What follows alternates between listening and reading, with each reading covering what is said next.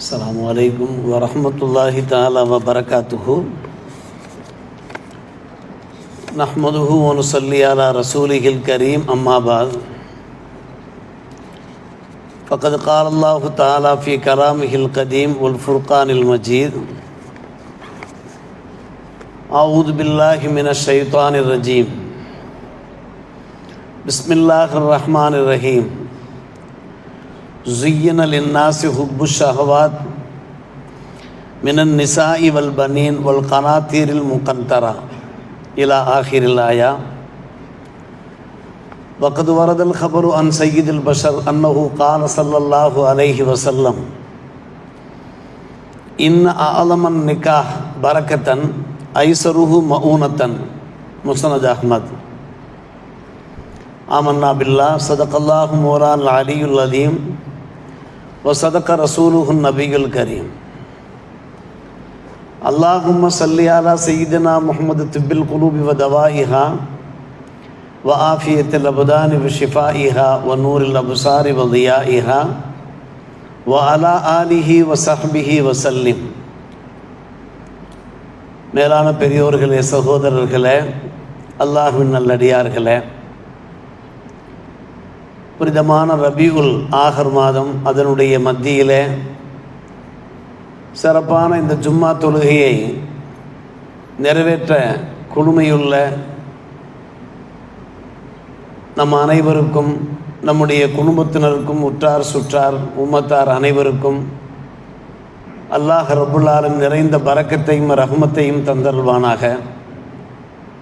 நம் அனைவருடைய பாவங்களை மன்னித்து நரக விடுதலை அளித்து அனைவருக்கும் அல்லாஹ் ரப்புல் ஆலமீன் அர்ஹமுர் ராஹிமீன் ஜன்னத்துல் ஃபிர்தௌஸ் சுவனபதியை பரிசாக்கி தருவானாக.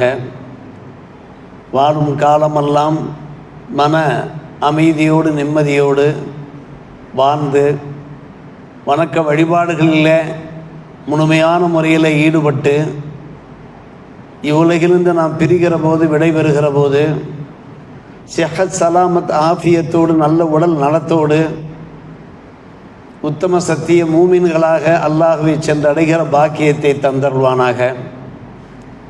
ஆமீன் யா ரப்பல் ஆலமீன். அன்புக்குரிய பெரியோர்களே, சகோதரர்களே, புனிதமான ரபியுல் ஆஹர் மாதம் பல்வேறுபட்ட ஜும்மா சிந்தனைகள் நாம் அது சம்பந்தமாக பரிமாறிக்கொண்டு இருக்கிறோம். இன்றைய காலகட்டத்தில் திருமணம் சம்பந்தமாக சில தகவல்களை நாம் தெரிந்து கொள்ள வேண்டியிருக்கிறது.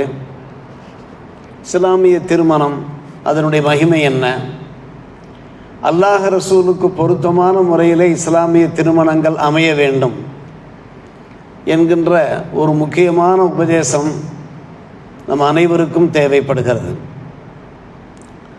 பொதுவாக அன்பான பெருமக்களே, அல்லாஹ் ரப்புல் ஆலமீன் தான் நமக்கு மன வாழ்க்கையை ஏற்படுத்தி தந்திருக்கிறான், இல்லற வாழ்க்கையை ஏற்படுத்தி தந்திருக்கிறான், அதற்கான அனுமதியையும் வழங்கியிருக்கிறான். குர்ஆனில் அது பற்றி நிறைய பேசியிருக்கிறான் அல்லாஹ் ரப்புல் ஆலமீன். அந்த குடும்ப அமைப்பை ஏற்படுத்தி தந்தவன் ஏக இறைவன், நாம ஏற்படுத்தி கொள்ளவில்லை. அதற்கான முழுமையான வழிகாட்டுதல்களையும் வல்ல அல்லாஹும் வழங்கியிருக்கிறான். இறை தூதர் பெருமானார் ரசூலே கரீம் ஸல்லல்லாஹு அலைஹி வஸல்லம் அவர்களும் நமக்கு வழிகாண்பித்திருக்கிறார்கள். திருமணத்தின் மூலமாக முக்கியமாக 3 நன்மைகளை நாம் அடைகிறோம், பெறுகின்றோம். பல்வேறுபட்ட நன்மைகள் இருந்தபோதும் கூட முக்கியமாக 3 விஷயங்கள் குர்ஆன் ஹதீஸினுடைய ஒளியிலே அதை நாம் தெரிந்து கொள்கிறோம். பெருமானார் ரசூலே கரீம் ஸல்லல்லாஹு அலைஹி வஸல்லம் அவர்கள் ஒரு முறை அருளினார்கள், யா மாஷர ஷபாப், இளைஞர்களே, மனிஸ்ததா அல் பாஅத, திருமணம் முடிக்க உங்களுக்கு சக்தி இருக்குமானால், வசதி வாய்ப்பு இருக்குமானால், ஃபல்யத்தஸவ்வஜ், மனம் முடித்து கொள்ளுங்கள். என்ன காரணம்? ஃபஇன்னஹு அகல்லு லில் பஸர், அது நம்முடைய பார்வையை தாழ்த்த செய்கிறது. வ அஹ்ஸனு லில் ஃபர்ஜ், நம்முடைய மர்மஸ்தானத்தை பாதுகாக்கிறது என்று நபிகள் நாயகம் ஸல்லல்லாஹு அலைஹி வஸல்லம் அவர்கள் ஒரு அழகிய அறிவுரையை நமக்கு அளிக்கிறார்கள். அதாவது திருமணம் என்பது நம்மை தூய்மைப்படுத்துகிறது, பரிசுத்தப்படுத்துகிறது. திருமணம் முடிக்கிற போது நாம் நம்மை பரிசுத்தப்படுத்திக் கொள்வதோடு பாப காரியங்களில் ஈடுபடாமல் நம்மை நாம் பாதுகாத்து கொள்கிறோம். சொல்லப்போனால் நம்முடைய மனைவிமார்கள் நம்மை பாதுகாக்கிறார்கள், கணவன்மார்கள் மனைவிமார்களை பாதுகாக்கிறார்கள், பாப காரியங்களில் ஈடுபடாதவாறு பாதுகாக்கிறார்கள். ஒரு ஹலாலான திருமண வாழ்க்கையில் நாம் ஈடுபடுகிற போது ஹராமான வழியில் செல்ல மாட்டோமா இல்லையா? இது ஒரு முக்கியமான பயன்பாடாக இருக்கிறது, திருமணத்தின் பயன்பாடு. சாதாரணமாக நடைமுறையிலே சொல்லுவார்கள், அன்றைய காலகட்டத்திலே ஒரு சுலோகம் சொல்லுவார்கள், வீட்டுக்கு அடங்காதவன் ஊருக்கு அடங்குவான் என்று சொல்வார்கள். அன்றைய காலகட்டத்தில் வீட்டுக்கு அடங்க மாட்டான், ஆனால் ஊருக்கு அடங்குவான் என்று. அது பழைய பழமொழி. ஆனால் இன்றைய காலகட்டத்தில் பல்வேறுபட்ட குடும்பங்களை நாம் ஆய்வு செய்து பார்க்கிற போது இதற்கு மாற்றமாக நாம் சிந்திக்க வேண்டியிருக்கிறது. ஊருக்கு அடங்காதவன் வீட்டுக்கு அடங்குவான் என்று நாம் பார்க்க வேண்டியிருக்கிறது. ஊரிலே பல பேரிடத்தில் கெட்ட பெயரை சம்பாதித்தாலும் கூட தம்முடைய மனைவிக்கு அடங்குகிறான், மனைவிக்கு பயப்படுகிறார்கள், பல பேரை நாம் பார்க்கிறோம்.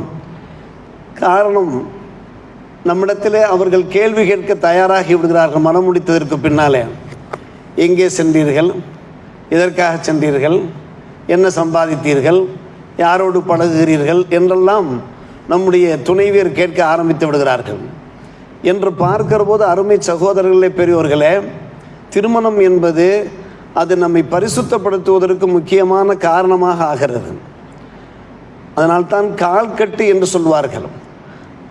இவருக்கு ஒரு கால்கட்டு போட்டால் இவர் சரியாகி விடுவார் என்று சாதாரணமாக வழக்கு மொழியிலே பேசுவார்களா இல்லையா? எதற்காக? கால்கட்டு போட்டால் இவர் கட்டுப்பாட்டுக்கு வந்து விடுவார், தான் தோண்டித்தனமாக திரிய மாட்டார் என்கின்ற ஒரு கருத்திலே சொல்வார்கள். அருமை சகோதரர்களே, இதை நம்முடைய மார்க்கம் நமக்கு எடுத்தோதுகிறது. பெருமானார் ரசூலே கரீம் ஸல்லல்லாஹு அலைஹி அவர்கள் அழகிய முறையிலே போதித்திருக்கிறார்கள். உங்களுக்கு திருமணம் முடிக்க சக்தி இருக்குமானால் நீங்கள் சீக்கிரமாக மனம் முடித்து கொள்ளுங்கள், அதுதான் உங்களை தூய்மைப்படுத்தும், பரிசுத்தப்படுத்தும், நீங்கள் நல்லவர்களாக வாழ தலைப்படுவீர்கள் என்று.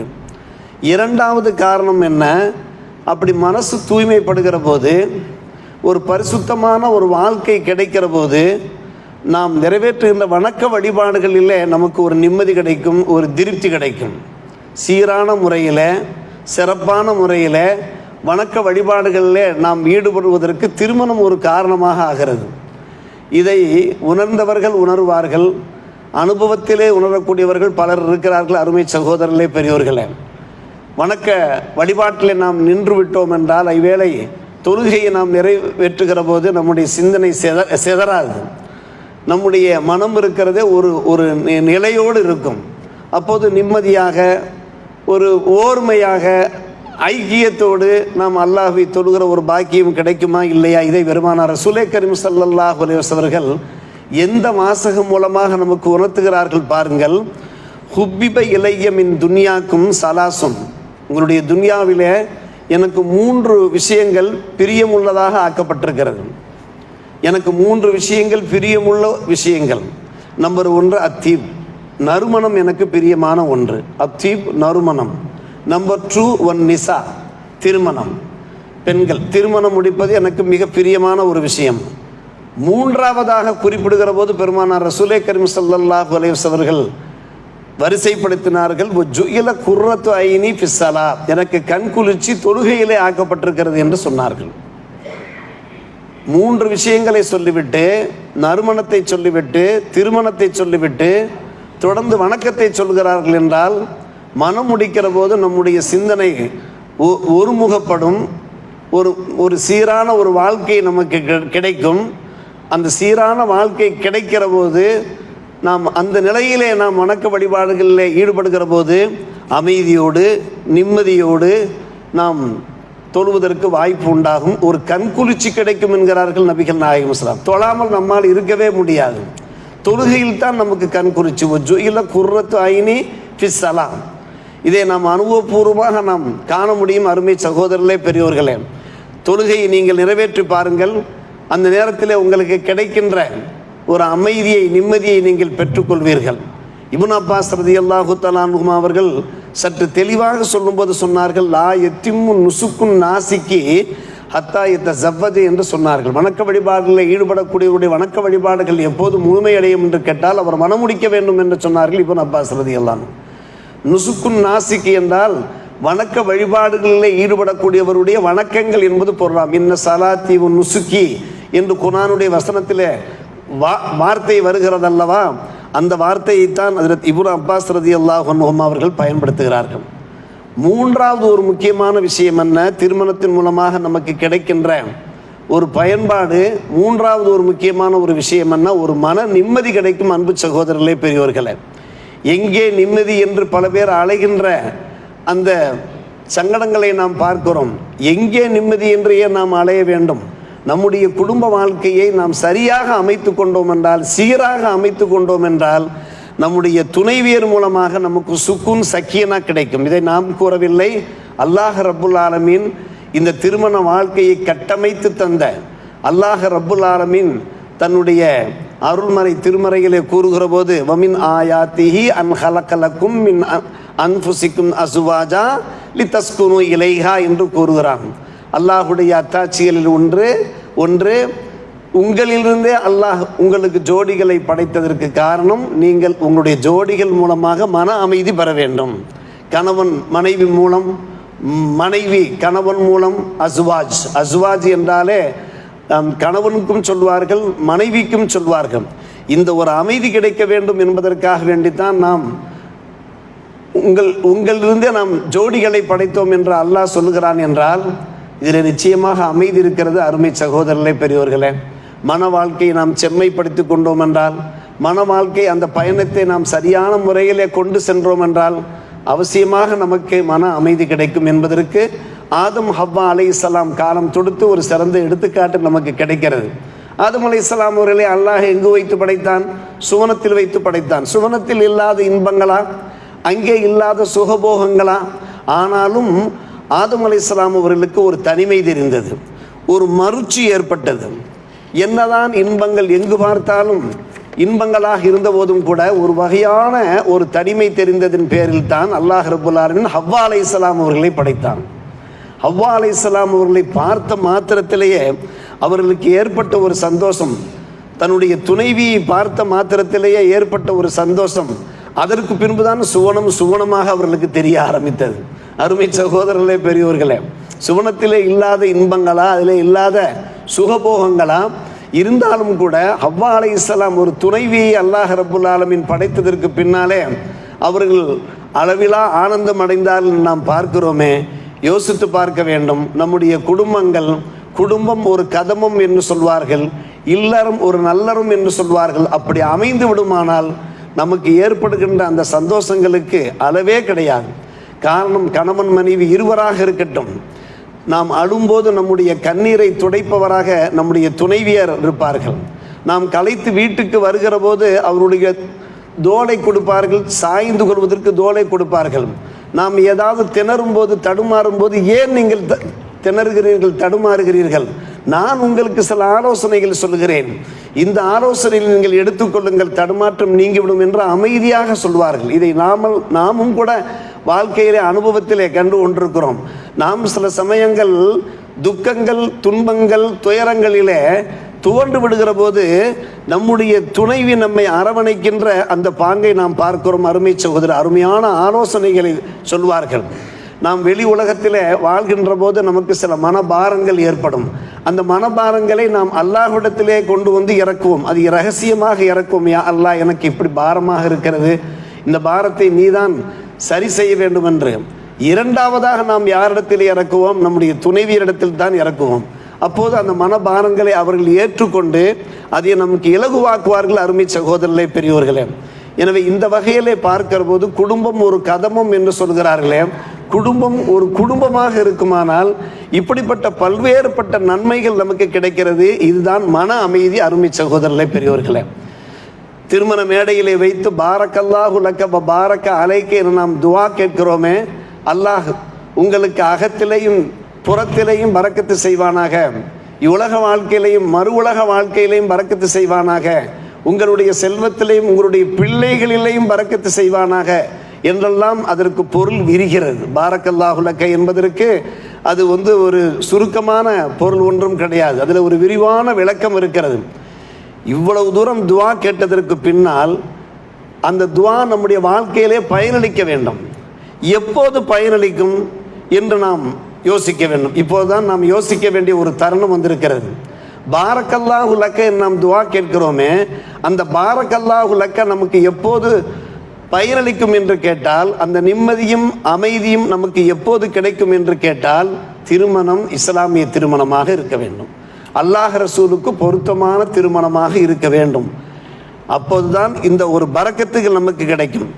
அல்லாஹ் பரக்கத் செய்வானாக, அல்லாஹ் வளங்களையும் செழிப்புகளையும் நிரம்பச் செய்வானாக என்று நாம் கேட்கிற அந்த துவா எப்போது பயனளிக்கும் என்று கேட்டால், அன்பு சகோதரர்களே, அல்லாஹ் ரசூல் காட்டிய அந்த வழிப்பிரகாரம் நாம் நம்முடைய திருமணத்தை அமைத்து கொள்ள வேண்டும். இது மிக முக்கியமான ஒரு விஷயம்.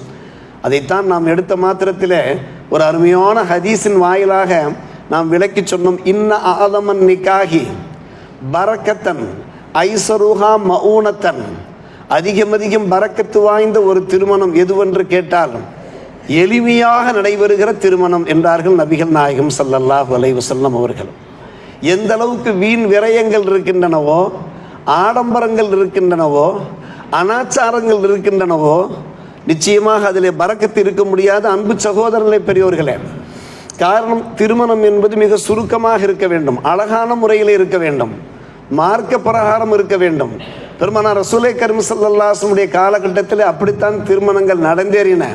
அதற்கு பல நூற்றுக்கணக்கான நிகழ்வுகள் சான்றுகளாக உதாரணங்களாக இருந்த போதும் கூட ஓரிரு சான்றுகள் பெருமானார் ரசூலே கரீம் ஸல்லல்லாஹு அலைஹி வஸல்லம் சமூகத்தில் அபூதாவுதில் இருந்த ஹதீஸ் பதிவாக இருக்கிறது. ஒரு பெண்மணி கூறுகின்றார்கள், யா ரசூலுல்லாஹ் இன்னி பஹப்து நஃப்ஸி லக, நான் என்னை உங்களுக்கு தந்து விட்டேன் என்று சொல்லுகிறார்கள். நான் என்னை உங்களுக்கு தந்து விட்டேன் என்றால் என்ன அர்த்தம்? நான் உங்களை மனமுடிக்க ஆசைப்படுகிறேன் என்பது பொருளாகும். அன்றைய காலகட்டத்தில் இது நடைமுறையிலே இருந்தது. அந்த நடைமுறை பிரகாரம் அந்த பேச்சுவார்த்தை நடக்கிறது. பெருமானார் ரசூலே கரீம் ஸல்லல்லாஹு அலைஹி வஸல்லம் அவர்கள் அமைதியாக இருந்தார்கள். அந்த பெண்மணி நெடுநேரம் நின்று கொண்டே இருந்தார்கள். ஹதீஸ் ஷரீஃபிலே அப்படித்தான் வருகிறது. ஒரு நண்பர் எழுந்து சொன்னார், யா ரசூலுல்லாஹ், தங்களுக்கு ஹாஜத்து இல்லாவிட்டால், அந்த பெண்ணை மனமுடிக்க வேண்டிய ஒரு தேவை இல்லாவிட்டால் நான் மனம் முடித்துக் கொள்கிறேனே, ஜவ்விஜ்னிஹா இல்லம் யக்குல்லக பிஹா ஹாஜா, ஹாஜத் இல்லாவிட்டால் எனக்கு மனம் முடித்து தாருங்களேன். நபி ஸல்லல்லாஹு அலைஹி அவர்கள் உடனே புன்னகையோடு சொன்னார்கள், ஹல் இந்தக்க மின் ஷைஇன் தஸ்துகுஹா இய்யாஹு, மஹர் தருவதற்கும் இடத்திலே கையில் ஏதாவது பணம் இருக்கிறதா என்று கேட்டார்கள். ஆனால் அந்த நண்பர் சொன்னார், மா இந்தி இல்லா இசாரி, எந்த ஒன்றுமே என்னிடத்திலே கிடையாது, இருப்பதென்னவோ நான் கட்டியிருக்கக்கூடிய இந்த கைலி ஒன்றுதான், இந்த அரை கச்சை ஒன்றுதான் என்னிடத்தில் இருக்கிறது என்று சொன்னபோது பெருமானார் ரசூலே கரீம் ஸல்லல்லாஹு அலைஹி வஸல்லம் அவர்கள் சொன்னார்கள், அதையும் காட்டி கொடுத்து விட்டால் அரை கச்சை இல்லாமல் நீ அமர்ந்து கொள்ள வேண்டியதான், உட்கார்ந்து கொள்ள வேண்டியதான், எழுந்து நீ நிற்க முடியாது என்று சொன்னார்கள். இருப்பதென்னவோ வெறும் இசாறு தான் இருக்கிறது, இந்த லுங்கி தான் இருக்கிறது என்று, சரி வேறு ஏதாவது இருக்கிறதா என்று தேடி பாரு என்று சொன்னார்கள். குறைஞ்சபட்சம் ஒரு இரும்பு மோதிரம் கூட கிடைக்காதா, வலவு ஹாத்தம மின் ஹதீத், மஹர் தருவதற்கு ஒரு இரும்பு மோதிரம் இருந்தாலாவது கொண்டு வா என்று சொன்னார்கள். அதுவும் இல்லை என்று சொல்லிவிட்டார் அந்த அன்பு நண்பர். காரணம், அன்றைய காலகட்டம் அப்படித்தான் ஒரு வறுமை காலமாக, ஒரு ஏழ்மை காலகட்டமாக இருந்தது. அதற்கு பின்பு அல்லாஹ் ரப்புல் ஆலமீன் நேமத்துகளை வாரி வழங்கினான் என்பது அது இன்னொரு விஷயம். கடைசியாக பெருமானார் ரசூலே கரீம் ஸல்லல்லாஹு அலைஹி வஸல்லம் கேட்டார்கள், குர்ஆனிலே ஏதாவது சூறாக்கள் உமக்கு மனப்பாடம் இருக்கிறதா என்று கேட்டார்கள். இன்னென்ன சூறாக்கள் மனப்பாடம் இருக்கிறது என்று அந்த அன்பு நண்பர் சொன்னார். அப்படியானால் அந்த சூறாக்களை இந்த பெண்ணுக்கு நீ சொல்லிக் கொடு, அதுதான் மஹர் என்றார்கள் நபிகள் நாயகம் ஸல்லல்லாஹு அலைஹி வஸல்லம். ஏதோ ஒரு பகரம் வேண்டும், மனம் முடிப்பதற்கு ஏதோ ஒரு பகரம் வேண்டும். எனவே நீர் என்ன செய், கது ஜவ்வஜ்துஹா பிமா மாக்க மினல் குர்ஆன் என்றார்கள். நீ தெரிந்த அந்த சூறாக்களை மகரா வைத்து நான் உனக்கு இந்த பெண்ணை மனம் முடித்து தந்து விட்டேன் என்று அந்த சபையிலே வைத்து திருமணம் நடந்தேறிவிட்டது. அருமை சகோதரர்களே, பெரியோர்களே, திருமணம் எப்படி நடந்திருக்கிறது பார்த்தீர்களா? கொஞ்சம் யோசியுங்கள். இன்றைய காலகட்டத்து திருமணங்களையும் அன்றைய காலகட்டத்து திருமணங்களையும் சற்று யோசித்து பாருங்கள், இணைத்து பாருங்கள். அன்பு சகோதரர்களே, பெரியோர்களே, இதெல்லாம் நாம் எதற்காக சொல்லுகிறோம் என்றால், இன்றைக்கு ஆடம்பர திருமணங்கள், அனாச்சாரங்கள், வீண் விரயங்கள் நிறைய நடைபெறுகின்றனவே. ஒரு பரக்கத்து வேண்டுமே, எப்போது நமக்கு பரக்கத்து கிடைக்கும்? நாம் எல்லோரும் அறிந்த ஒரு விஷயம்தான். அப்துர் ரஹ்மான் இப்னு அவுஃப் ரலியல்லாஹு அன்ஹு அவர்களை ஒரு முறை பெருமானார் ரசூலே கரீம் ஸல்லல்லாஹு அலைஹி வஸல்லம் பார்க்கிறார்கள். பிற்காலத்தில் அவர் மிகப்பெரிய செல்வந்தர், ஒரு கொடையாளியாக இருந்தார்கள். அவர்களுடைய சட்டையிலே ஒரு மஞ்சள் கரை இருந்தது. என்ன மஞ்சள் கரை என்று கேட்டார்கள். நான் மனம் முடித்திருக்கிறேன் யார சொல்லலாம், ஒரு பெண்ணை நான் மனம் முடித்திருக்கிறேன், ஒரு பேரித்தம் பழத்தினுடைய அந்த விதை அளவுக்கு, ஆனால் வசனின் நவாத்திம் இந்த விதை அளவுக்கு தங்கம் கொடுத்து நான் மனம் முடித்திருக்கிறேன் என்று சொன்னபோது பெருமானார் ரசூலே கரீம் ஸல்லல்லாஹு அலைஹி வஸல்லம் சந்தோஷப்பட்டார்கள், ஆனந்தப்பட்டார்கள். பாரக்கல்லாஹு லக்க, பாரக்கல்லாஹு லக்க. காரணம், அவர் அவ்வளவு எளிமையாக திருமணம் முடித்திருக்கிறார். தான் செய்த அந்த திருமணத்தை பெருமானாரிடத்தில் கூட தெரிவிக்கவில்லை. இதற்கிடையே பெருமானார் ரசூலே கரீம் ஸல்லல்லாஹு அலைஹி அவர்களுக்கு மிக மிக நெருக்கமானவர். அவருடைய சாற்றில் இருக்கக்கூடிய அந்த மஞ்சள் கரையை வைத்துத்தான் பெருமானார் ரசூலே கரீம் ஸல்லல்லாஹு அலைஹி அவர்கள் கேட்டார்கள். மனம் முடித்திருக்கிறேன் என்று சொல்ல பாரக்கல்லாஹு லக்கா என்கிற துவாவோடு அவுலிம் வலவு பிசாத்தின், ஒரு ஆட்டை அறுத்தேனும் நீ வலிமா கொடுத்து விடு என்று சொன்னார்கள். வலிமா என்பது ஒரு சுன்னத் அல்லவா? அருமை சகோதரர்களே, பெரியவர்களே, இன்றைக்கும் நாம் பார்க்கிறோம் எத்தனையோ திருமணங்கள் நடைபெறுகின்றன. அந்த திருமணங்களில் திருமணம் நடத்தக்கூடிய அந்த பெற்றோர்கள் தங்களுடைய பணபலத்தை காண்பிக்க முயற்சிக்கிறார்கள், தங்களுடைய பேங்க் பேலன்ஸை காண்பிக்க முயற்சியை எடுத்துக்கொள்கிறார்கள். தங்களுக்கு என்ற இந்த சமூகத்தில் எவ்வளவு பெரிய மரியாதை இருக்கிறது, கௌரவம் இருக்கிறது என்பதை விளம்பரப்படுத்தவே இன்றைய காலகட்டத்தில் திருமணங்கள் நடப்பதை நாம் மறுக்க முடியுமா? சற்று யோசித்து பாருங்கள். சரி, பெண் வீட்டார் மாப்பிள்ளை வீட்டாரை பார்க்கிற போது மாப்பிள்ளை வீட்டாரிடத்தில் எந்த அளவுக்கு வசதி வாய்ப்புகள் இருக்கிறது என்பதை பார்க்கிறார்கள். மாப்பிள்ளை வீட்டாரிடத்திலையும் பார்க்கிறார்கள். மாப்பிள்ளை வீட்டார் பெண் வீட்டாரிடத்திலே பார்க்கிற போது பெண் வீட்டார் எத்தனை பவுன் நகை போடுவார்கள், கிலோ கணக்களவுக்கெல்லாம் யோசிக்கிறார்கள். அருமை சகோதரர்களே, பெரியோர்களே, எத்தனை பவுன் நகை போடுவார்கள், இதைத்தான் பார்க்கிறார்களே தவிர நம்முடைய மார்க்கம் சொல்லியதே நீங்கள் மார்க்கத்தை பார்த்து வெற்றி பெறுங்கள் என்று சொல்லியதே.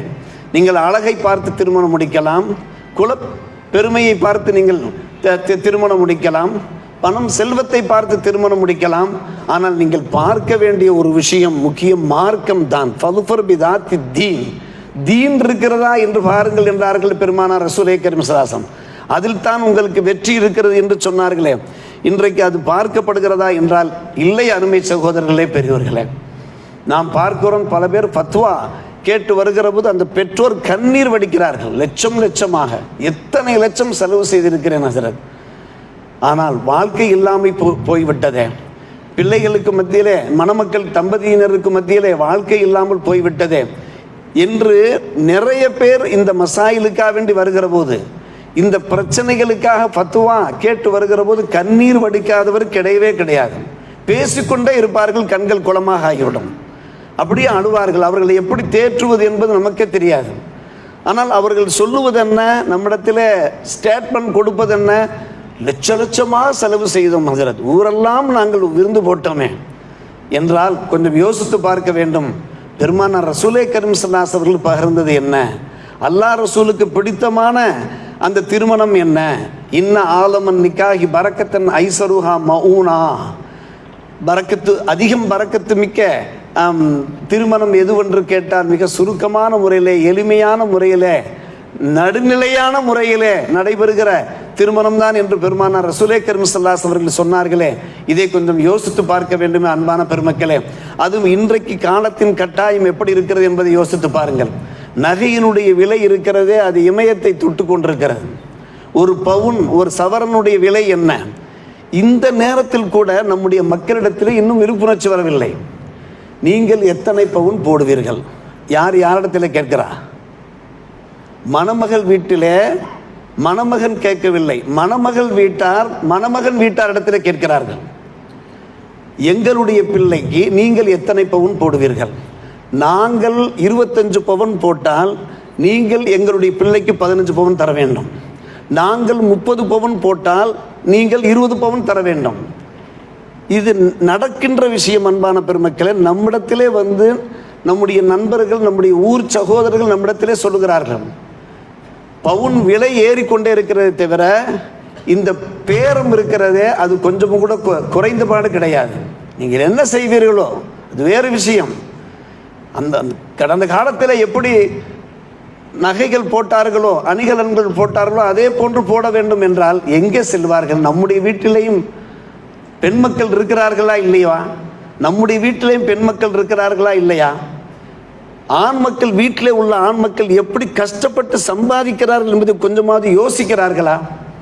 அவர்கள் தொழில்துறையிலே இருந்தாலும் சரி, அல்லது வெளிநாடுகளில் இருந்தாலும் சரி, வியர்வை சிந்தி கஷ்டப்பட்டு உழைத்து பாடுபட்டு அவர்கள் கடைசி வரை சம்பாதித்து விட்டு கடைசியிலே வந்து அவர்கள் பலகீனத்தோடு வீடு வந்து சேர்கிறார்களே, அதை கொஞ்சம் கூட யோசிப்பதே கிடையாது. அருமை சகோதரர், இது இப்படியெல்லாம் பேச வேண்டும் என்று நம்முடைய மார்க்கம் சொல்லுகிறதா? கடந்த காலத்திலே சத்திய சஹாபிகள் வாழ்ந்த அந்த காலத்திலே, தாபியன்கள் வாழ்ந்த காலத்தில் இப்படியெல்லாம் பேசப்பட்டதா? மகர் ஒரு முக்கியமான ஒரு விஷயம், அவ்வளவுதான். அதுவும் அவரவருடைய சக்திக்கு ஏற்ப அந்த மகர் தர வேண்டும், அவ்வளவுதான். மகரையும் கூட நாம் கண்டிஷன் பண்ணக்கூடாது.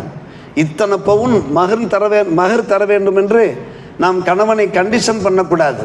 நீங்கள் உங்களுடைய சக்திக்கு ஏற்ப, சௌரியத்துக்கு ஏற்ப.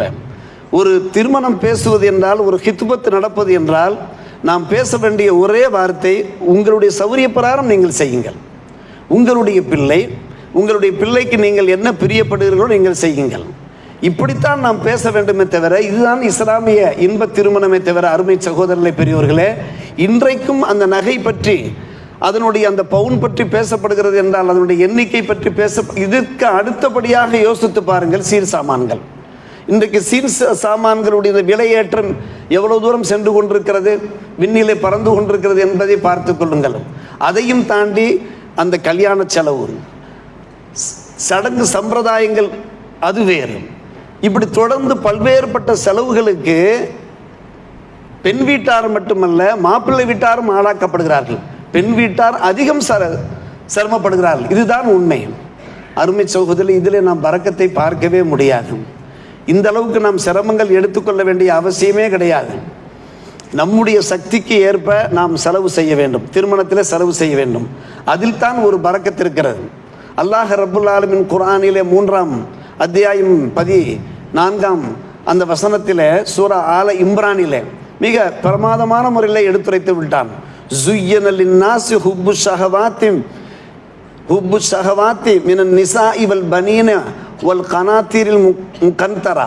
மக்களுக்கு எது அழகாக தெரிகிறது என்று கேட்டால் பெண்கள், அதே போல மக்கள், அதே போன்று வல் கனாத்தீரில் முகந்தரா மின தஹபி வல் ஃபில்லா, தங்கம் வெள்ளி குவியலாக. என்னுடைய வீட்டில் 100 பவுன் இருக்கிறது, 150 பவுன் இருக்கிறது, இத்தனை கிலோ நகை இருக்கிறது, என்னுடைய கழுத்தில் கிடக்கின்ற இந்த ஆரம் இருக்கிறதே, இந்த நெக்லஸ் இருக்கிறது, இதனுடைய வெயிட் எவ்வளவு தெரியுமா? இது அழகாக்கப்பட்டிருக்கிறது. அல்லாஹ் ரப்புல் ஆலமீன் குர்ஆனில் கண்டிக்கிறான். அந்த ஆயத்து முடிக்கிற போது, தங்கள் வீட்டிற்கு சென்றீர்கள் என்றால் அந்த 3ஆம் அத்தியாயம் 14ஆம் வசனத்தை புரட்டுங்கள். அந்த ஆயத்தை முடிக்கிற போது அல்லாஹ் எப்படி சொல்றான்? தாலிக்க மத்தாவுல் ஹயாத்தி துன்யா, இது இந்த உலகத்தின் சிறிய இன்பங்கள். இது என்ன? இதில் போய் நீங்கள் மெய் மறக்கிறீர்கள். வல்லாஹு இந்த ஹுஸ்னுல் மாப், அல்லாஹ்விடத்தில் தான் உங்களுக்கு அழகிய மீட்சி இருக்கிறது, நீங்கள் அல்லாஹ் நினைத்து பாருங்கள் என்று அல்லாஹ் சொல்கிறான். அருமை சகோதரர்களே, பெரியோர்களே, இப்படி நாம் ஒவ்வொன்றாக பார்க்கிறோம். திருமணத்தை நாம் ஒரு பெருசாக, ஒரு சிரமமாக நாம் எடுத்துக்கொள்ள வேண்டிய அவசியமே இல்லை. அன்பு சகோதரர்களே, இளைஞர்கள் நிறைய பேர் வந்திருக்கிறீர்கள். நீங்கள் இந்த விஷயத்தை உள்வாங்குங்கள். உங்களுடைய பெற்றோரிடத்திலே சொல்லுங்கள், எங்களுடைய திருமணங்கள் இப்படித்தான் நடக்க வேண்டும். எளிமையான முறையில், இனிமையான முறையில், சிறப்பான முறையில், அல்லாஹ் ரசூலுக்கு பொருத்தமான முறையில் நடக்க வேண்டும். கல்யாணங்களில் கல்யாண கடன் என்று ஒரு கடன் வாங்கி விடுவார்கள். அந்த கடனை அடைப்பதற்கு அந்த பெற்றோர் படுகின்ற அந்த சிரமம் இருக்கிறதே சொல்லி மாறாத அருமை சகோதரர்களே. நம்மிடத்தில் வந்து சொல்வார்கள், இத்தனை லட்சம் நான் கடன் வாங்கியிருக்கிறேன், அந்த கடனை நான் அடைக்க வேண்டும் என்று சொல்வார்கள். அருமை சகோதரர்களே, அதே போன்றுதான் கல்யாணங்களில் பார்க்கலாம், நிறைய வீண் விரயங்கள் இருக்கும். அங்கே பார்த்தோம் என்றால் விருந்தோம்பலிலே நிறைய சாப்பாடுகள் வேஸ்ட் ஆகிறது. ஒரு கல்யாணத்தில் வேஸ்ட் ஆகின்ற விரயமாகின்ற அந்த உணவுகளை ஒரு 50 பேர் 100 பேருக்கு மேல் சாப்பிட முடியும். ஒரு திருமணத்தில் இத்தனை பேர் சாப்பிட முடியும் என்றால் எத்தனை திருமணங்கள் ஒரு மாவட்டத்தில் நடை பெறுகின்றன? அத்தனை திருமணங்களில் எத்தனை பேர் சாப்பிடுகின்ற உணவுகள் சீரழியும் என்பதை கொஞ்சம் யோசித்து பாருங்கள். இது அல்லாஹ் விரும்புவானா? நீங்கள் இஸ்ராப் செய்யாதீர்கள் என்று அல்லாஹ் சொல்கிறானே, அல்லாஹ் இதை விரும்புவானா? நிச்சயமாக அதை விரும்பவே மாட்டான். அதுவும் திருமணங்கள் இருக்கிறதே, நாம் நேசிக்க வேண்டியவர்கள் அல்லாஹுடைய திருத்தூதர் ஒருவரை மட்டும்தான் நாம் நேசிக்க வேண்டும். அவர்களை தவிர வேறு யார் மீதும் நாம் நம்முடைய நேசத்தை வெளிப்படுத்தவே கூடாது. நாம் உயிருக்கு உயிராக அல்ல, உலமாக்கள் சொல்வார்கள் அல்லவா, உயிரை விட மேலாக நாம் நேசிக்க வேண்டியவர்கள் பெருமானார் ரசூலே கரீம் ஸல்லல்லாஹு அலைஹி வஸல்லம் அவர்கள். ஆனால் நம்முடைய நேசம் எங்கே சென்று கொண்டிருக்கிறது? நம்முடைய பாசம் எங்கே சென்று கொண்டிருக்கிறது? அந்த நேசத்தையும் பாசத்தையும் வெளிப்படுத்துவதற்காக வேண்டி கட் அவுட் வைக்கிறார்கள், அதல்லாமல் பேனர் ஃப்ளக்ஸ் வைக்கிறார்கள். இது நம்முடைய மார்க்கத்திற்கு ஒரு பொருத்தமான ஒரு விஷயமா? கொஞ்சம் யோசித்து பார்க்க வேண்டும் அருமை சகோதரர்களே. நம்முடைய ஊர் இருக்கிறதே ஒரு கட்டுப்பாட்டுக்குள் இருக்கக்கூடிய ஒரு ஊர். எனவே நம்முடைய ஊரில் என்ன நிகழ்வுகள் நிகழ்ந்தாலும் கூட மற்ற ஊர்க்காரர்கள் கவனிக்கிறார்கள். ஏனைய ஊரில் இருக்கக்கூடிய மஹல்லா மக்கள் இருக்கிறார்கள், கவனித்து என்ன ஹசரத் உங்களுடைய ஊரிலேமா? இப்படியே கேட்டு விட்டார்கள், இடத்துல வந்து கேட்டு விட்டார்கள். சில பேர் வந்திருந்தார்கள், மர்சாவுக்கு வந்திருந்தார்கள், உங்களுடைய ஊரிலுமா என்று கேட்கின்ற அளவுக்கு அருமை சகோதரர்களே, நம்முடைய ஊர் இருக்கிறதே ஒரு நோட்டட் பாயிண்ட்ல இருந்து கொண்டிருக்கிறது. இங்கே அவ்வளவு தூரம் நம்முடைய முன்னோர்கள் நம்முடைய ஊரை ஒரு கட்டுப்பாட்டுக்கு கீழே ஒரு இஸ்லாமிய அந்த வரம்புகளுக்கு உட்பட்டு நம்முடைய ஊரை அவர்கள் வழிநடத்தி சென்றிருக்கிறார்கள் என்றால் அந்த பாரம்பரியம் பாதுகாக்கப்பட வேண்டுமா இல்லையா? கொஞ்சம் யோசித்து பாருங்கள்.